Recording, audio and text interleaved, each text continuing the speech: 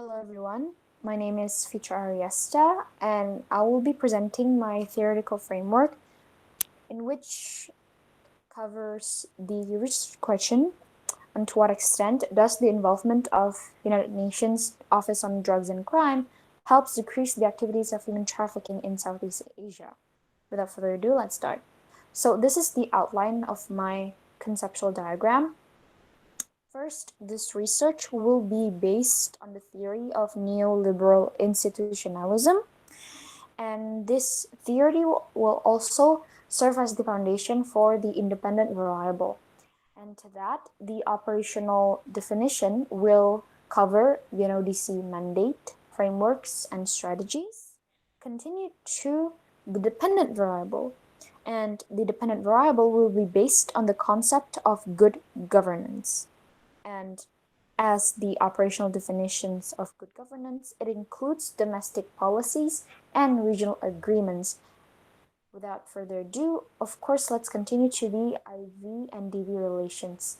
From this both variables, it breeds the idea of interdependence and safe compliance among UNODC and also the relevant stakeholders.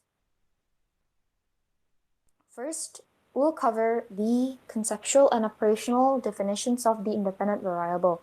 So the conceptual definition of neoliberal institutionalism is that this theory believed that international institutions have the role to maintain peace, security, and to actually facilitate dual cooperations between states.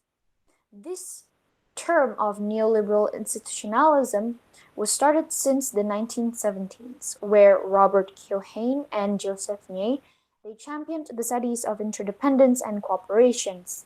And they also believed that international institutions have the function to actually ensure cooperation and collaboration between states. This is because they believed that cooperation is the way out, it is the solution that is needed to maintain security, seeing the anarchic and the uncertain international environment that exists. This is based on Keohane's and Nye's book, Power and Interdependence, which was written in the 1977. So continue to the operational definitions. So the operational definitions will include the role and the mandate of international organizations. And in this research, we'll cover specifically the United Nations Office on Drugs and Crimes. Second, the operational definition includes the establishment of Palermo Protocol, which serves as the start of the period and the beginning of global awareness regarding the issue of human trafficking. In addition, it also includes strategies, action plans, frameworks, and conferences to actually fulfill the goals that is made since the establishment of Palermo Protocol. Last but not least, the operational definition of the concept itself, it includes the coordination between UNODC towards states. Although there is an intervening variable within this independent variable, the existing principle of non-interference, therefore, it made UNODC do not have any power to impose any sanctions whenever a state fails or refrains from fulfilling their commitment to counter the issue of human trafficking. Next, we'll cover the conceptual and the operational definitions of dependent variable. So the base of the concept for the dependent variable will revolve around the idea of good governance. So good governance is the ability for the state governments and public institutions to efficiently manage their resources in ensuring the socio-economic welfare and the security of the citizens. The measurement of good governance can include the policies that are implemented and the progress as well as the results from the existing welfare programs, border management, economic policies, labor policies, and many other policies which covers important sectors. So the operational definitions that will that serves as one of the characteristics of the concept of good governance could include first the domestic policies, specifically as the commitment to fulfill the goals of Palermo Protocol and efforts to counter human trafficking. In addition, those domestic policies could include policies that address border security, criminal justice system, economic growth, and sectors that are relevant to the root causes of human trafficking. Last but not least, the operational definition also includes the regional agreement and cooperation to ensure security within the region, specifically in Southeast Asia. For example, the bilateral or the multilateral agreements that is happening or that is coordinating between UNODC, Thailand, and Laos. There is also the similar intervening variable, as previously stated, the principle of non-interference. It does not only limits the imposing power of UNODC, this principle also ensures that states are able to prioritize their national interest without any interference from external parties. Therefore, states are able to refrain from any of their commitments because states have different limitations. States have different national interests and they have a different level of threat when it comes to human trafficking. Therefore, each states have a choice whether they want to fully commit or to refrain from countering human trafficking. So what are the relations between independent and dependent variable? So the independent variable covers the role and functions of UNODC.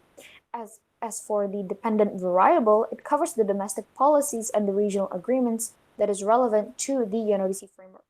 So the relations between both of these variables includes first the UNODC frameworks and the strategies that is served as the foundation, and these frameworks are expecting a response from states and also regional actors. And those response could include the actions where it includes the domestic policies, which I've previously stated, and the regional agreements that covers the relevant issue. Aside from that, there is the factor of interdependence between states and international organizations, specifically UNODC. What is this interdependence relations? Specifically, this relation between states and UNODC, it covers the benefits and actually the mutual relations that will serve as the foundation and also will be some sort of mutualism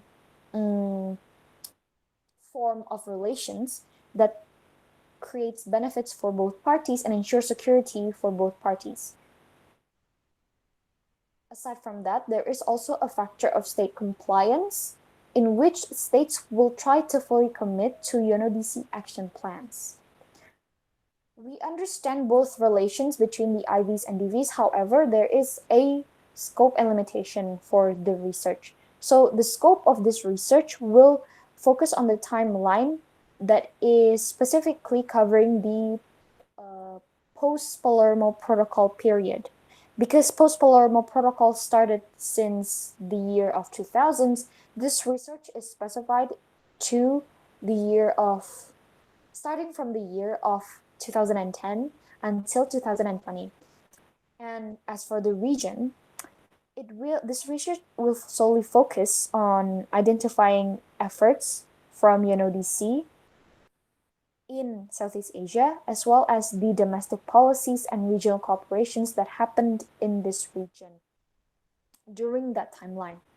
There are some limitations in this research. First, the lacking in precise data for the real number of victims. So identifying the exact number of the victims have become a challenge for researchers and investigators, largely due to the factor that the organized crime syndicate are very planned and calculated. Their covert operations are very much well coordinated, even through utilizing dark web, and also it includes the bribery and corruptions that are happening or occurring within the system itself. So identifying the exact number has become a challenge over the years. Aside from that, there are the aforementioned intervening variable. So due to the principle of non-interference, UNODC cannot impose any actions towards states. They cannot force anything towards states. And the states have the possibilities to refrain from the international commitments because they have a choice to actually prioritize their national interest. So that is all of my research. Thank you very much for your attention.